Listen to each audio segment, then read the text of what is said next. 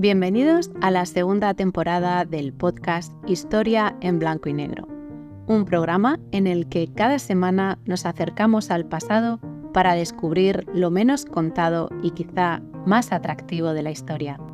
¿Estás preparado? Despegamos. Capítulo 19. La invención del fin de semana. Fin de semana, por favor y gracias. Por favor, porque resulta imprescindible un respiro para retomar las obligaciones otra vez con energía. Y gracias por la oportunidad que se nos brinda para poder disfrutar de 2 días de asueto.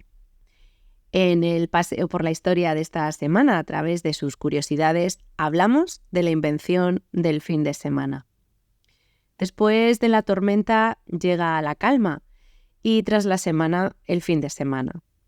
El fin de una rutina, de unas acciones de las que necesitamos descansar. Viajamos nuevamente al siglo XIX para situarnos en la industrialización. Hasta ese momento es cierto que lo habitual era tomarse un día de descanso a la semana y que difería según la religión que se profesaba. De este modo, los cristianos descansaban el domingo, los judíos el sábado y los musulmanes el viernes. Fue ya con la Revolución Industrial cuando el concepto de fin de semana empieza a tomar forma y podemos hablar ya de la invención del fin de semana. A partir de este momento, un solo día ya no es suficiente para el reposo personal o para el ocio. Y esto es así porque los agricultores que ya habían empezado a trabajar en las fábricas empiezan a exigir tiempo libre para compartir con sus familias. Una exigencia que se lleva a cabo en forma de huelgas sindicales en Estados Unidos. Unas huelgas en las que las tensiones entre quienes se encargan de que se cumpla la ley, de hacer cumplir la ley, y los manifestantes pues se hacían cada vez más patentes, llegando incluso a acabar estas huelgas con heridos o incluso, lo que era peor, algún muerto. Con el tiempo, los propietarios de las fábricas toman conciencia de que los trabajadores pues, son más productivos o eficientes si previamente han descansado. De este modo, se le adjudica la invención del fin de semana a Henry Ford, porque lo que a este señor le importaba era vender coches. Esa era su empresa. Por eso, sobre 1900, comenzó a darle a sus trabajadores 2 días libres a la semana, el sábado y el domingo. Esto es, el fin de semana. ¿Y por qué lo hacía? Pues sencillamente porque se dio cuenta de que sus trabajadores eran también sus clientes. Es decir, estos trabajadores necesitaban de un tiempo libre para poder gastar dinero, es decir, para comprar los objetos de deseo, como en este caso los coches, que eran su producto.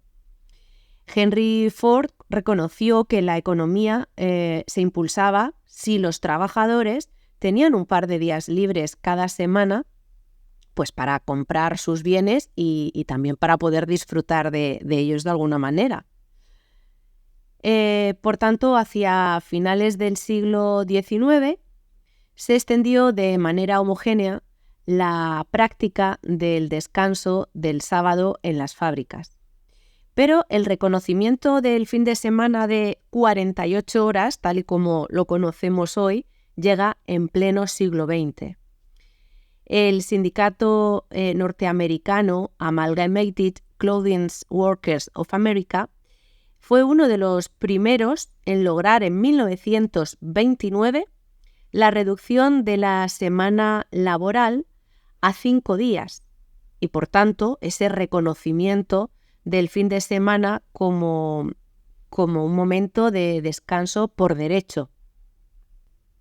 Hasta aquí muy bien, pero como siempre tendemos a menospreciar nuestra historia o lo que es aún peor, la desconocemos.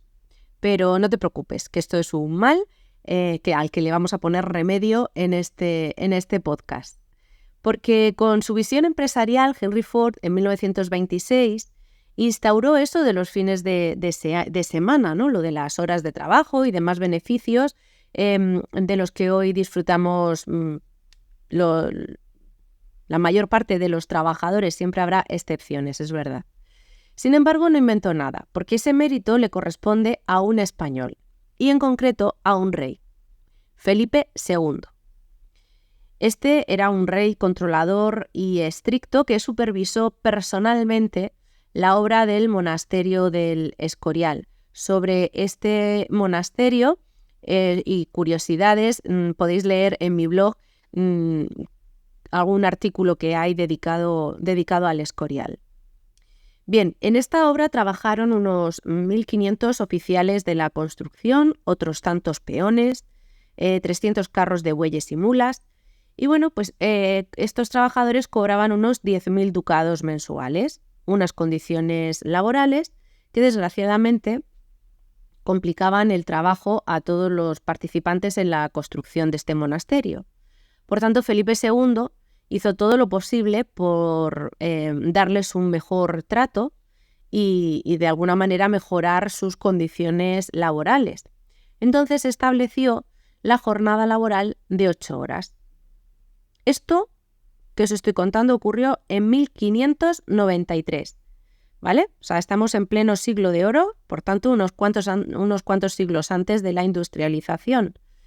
Y además esto lo hizo por un editor real, que aseguraba que todos los obreros trabajaran 8 horas cada día, 4 por la mañana y 4 por la tarde. Las horas serán distribuidas por los ingenieros el tiempo más conveniente para evitar a los obreros el ardor del sol y permitirles cuidar de su salud y su conservación sin que falten a sus deberes. Y así se decretó en la Ley Sexta de la Ordenanza de Instrucción. Los trabajadores del monasterio del Escorial recibieron un total de 10 días de vacaciones al año, un salario íntegro y hasta media paga en el caso de lesionarse o quedar heridos durante la construcción. Estas eran unas condiciones laborales que se extendieron también para otros trabajadores, pero claro, son los que estaban a su cargo.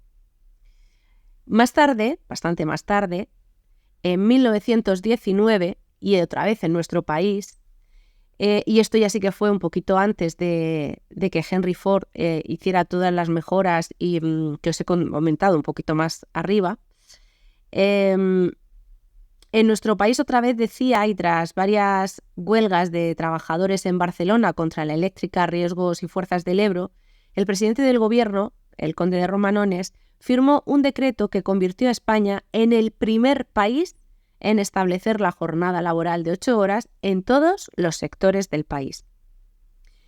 Los españoles, ya digo, nos sentimos atraídos siempre por lo extranjero, nos debe parecer más exótico, no lo sé.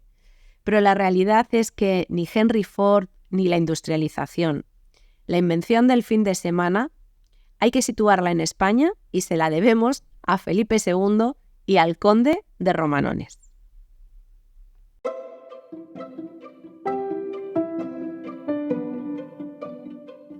Te espero la próxima semana para dar un nuevo paseo por el pasado. Mientras tanto, disfruta del presente. No olvides suscribirte al canal y regalarme un like si te ha gustado.